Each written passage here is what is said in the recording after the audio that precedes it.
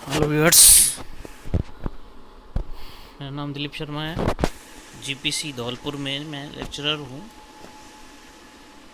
आज हम पढ़ेंगे कंट्रोल सिस्टम में block diagram and it's reduction techniques. ठीक है,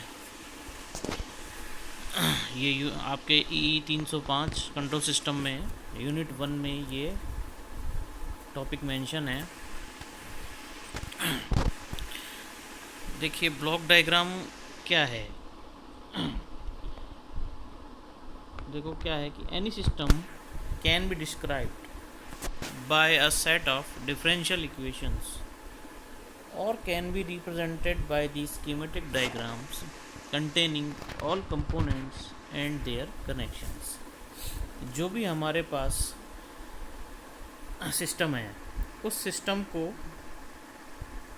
या तो हम डिफरेंशियल इक्वेशंस के सेट के हिसाब से डिस्क्राइब कर सकते हैं, या फिर उनको एक स्कीमेटिक डायग्राम जिसमें सभी कंपोनेंट्स और उनके कनेक्शंस अच्छे से कनेक्टेड डायग्राम के फॉर्म में हम रिप्रेजेंट कर सकते हैं।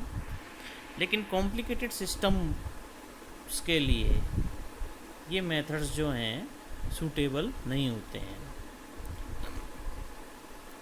तो जो दो ब्लॉक डायग्राम रिप्रेजेंटेशन होता है,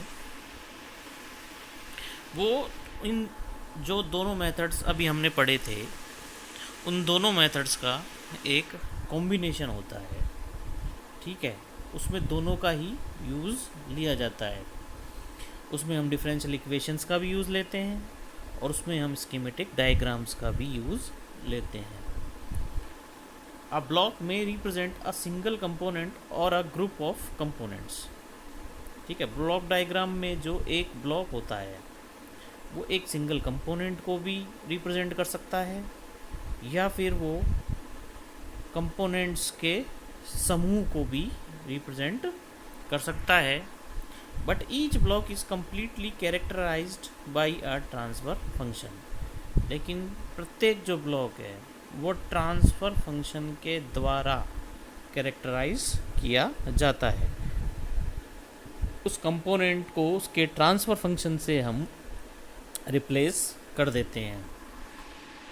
The transfer function is an expression which relates output to input in S domain। ये हमने पढ़ा ही था कि ट्रांसफ़र फंक्शन क्या होता है। ठीक है, तो इस तरह से देखो, इस तरह से हम ब्लॉक बनाएंगे। ये देखो, ये एक ब्लॉक में एक कंपोनेंट है। कंपोनेंट को हम उसके ट्रांसफ़र फंक्शन GS से रिप्रेजेंट कर रहे हैं। ठीक है, इस ब्लॉक पर एक इनपुट आ रहा होगा, ठीक है, और एक आउटपुट जा रहा होगा। आउटपुट को लाप्लास ट्रांसफॉर्म में CS कहेंगे, यहाँ पर CS से रिप्रेजेंट कर रहे हैं। ठीक है, और इनपुट को RS से कर रहे हैं। तो RS क्या है? इनपुट हो गया, CS हो गया आउटपुट, और GS हो गया ट्रांसफ़र फंक्शन। तो सिस्टम को रिप्रेजेंट कैसे कर सकते हैं? देखो, ट्रांसफ़र फंक्शन क्या होता है? GS। ट्रांसफ़र फंक्शन GS होता है Laplace transform of output, ratio of Laplace transform of output to the Laplace transform of input. तो GS बराबर होता है CS अपॉन में RS। तो यहाँ से CS बराबर हो जाएगा RS इंटू में GS। ठीक है, अब देखो, the flow of system variables from one block to another block is represented by the arrow. एक ब्लॉक से दूसरे ब्लॉक की तरफ फ्लो, की तरफ प्रवाह हम किससे रिप्रेजेंट करेंगे? हम एरो से रिप्रेजेंट करेंगे। एरो मतलब तीर, ऐसा तीर। Application of in addition to this, the sum of the signals or the difference of the signals are represented by a summing point। ये summing point है। इस समिंग पॉइंट पर एडिशन, दो सिग्नल्स का एडिशन या सब्ट्रैक्शन होता है, ठीक है। यहाँ पर जैसे देखो, ये ए सिग्नल आ रहा है प्लस पर, बी सिग्नल भी आ रहा है प्लस पर, इसका मतलब आउटपुट जो निकलेगा सी, ये दोनों के सम का रिजल्ट होगा। तो सी बराबर होगा ए प्लस बी। नेक्स्ट में क्या है, नेक्स्ट में ए आ रहा है प्लस पर और बी आ रहा है माइनस पर, तो जो रिजल्ट आएगा सी वो होगा ए माइनस बी, ठीक है। इसको कहते हैं टेक ऑफ पॉइंट। इसी सिग्नल से इसी सिग्नल को इसी सिग्नल की एक और शाखा निकालना, तो उसको कहते हैं यहाँ से ये टेक ऑफ पॉइंट, ये हो जाएगा टेक ऑफ पॉइंट, जैसे इस डायग्राम, ठीक है।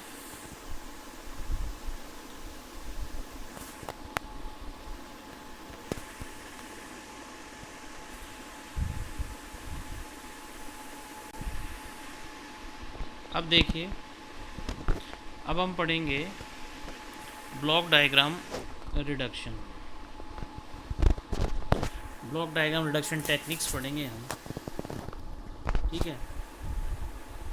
तो when a number of blocks are connected the overall transfer function can be obtained by block diagram reduction technique. जब बहुत सारे ब्लॉक्स इस तरह के कनेक्टेड हों और सभी ब्लॉक्स को उनके ट्रांसफ़र फंक्शन से रिप्लेस किया गया हो, तो जो ओवरऑल ट्रांसफ़र फंक्शन है वो ब्लॉक डायग्राम रिडक्शन टेक्निक से ही पता चलता है, ठीक है।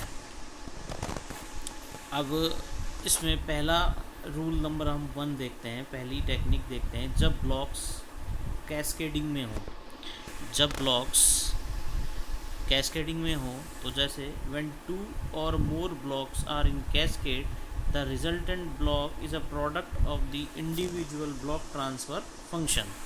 मतलब इस तरह से देखो, ये है कैस्केडिंग, ये ब्लॉक और ये ब्लॉक कैस्केडिंग में है। इसका मतलब इस ब्लॉक और इस ब्लॉक के बीच में कुछ भी नहीं है, ठीक है। ये डायरेक्टली कैस्केड में, ये डायरेक्टली कैस्केडेड है, कैस्केडिंग में कनेक्टेड हैं, ठीक है। अब देखो, इस G1S और G2S ये दो ब्लॉक्स हैं, तो जो इनका ओवरऑल ट्रांसफ़र फंक्शन होगा, मतलब इन दो ब्लॉक्स को हटाकर हम एक ब्लॉक बना सकते हैं GS, वो हो जाएगा G1S मल्टीप्लाई बाई G2S, ठीक है। सिर्फ एक ब्लॉक, ये दो ब्लॉक हटके सिर्फ एक ब्लॉक रह जाएगा और उस ब्लॉक का ट्रांसफर फंक्शन GS हो जाएगा G1S इंटू में G2S। कैसे, ये देखो, ये देखो, ये बन गया G1S इंटू में G2S। ये आया कैसे, तो देखो, ये अपना ब्लॉक था G1S,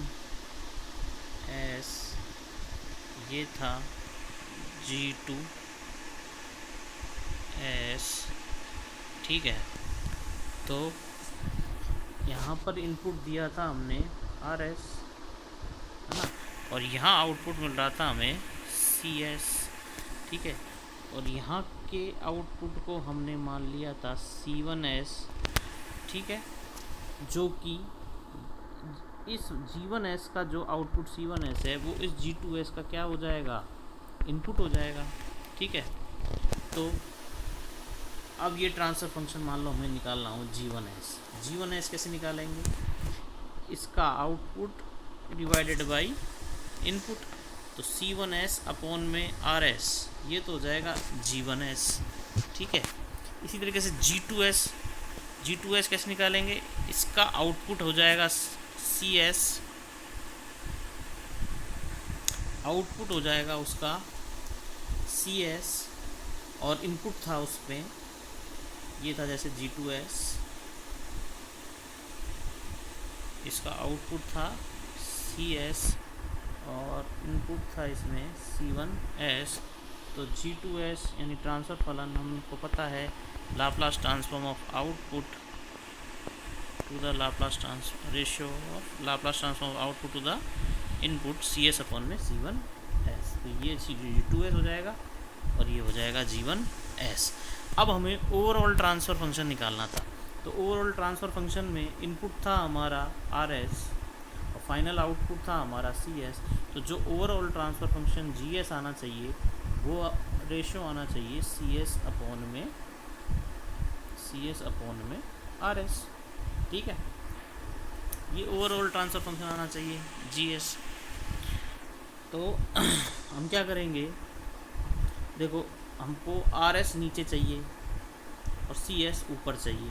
इन दोनों को मल्टीप्लाई करके देखो, ये दोनों इक्वेशन को मल्टीप्लाई करके देखो तो यहाँ पर जो C1S है यहाँ के ऊपर C1S से कट जाएगा और यहाँ ऊपर का CS आ जाएगा और नीचे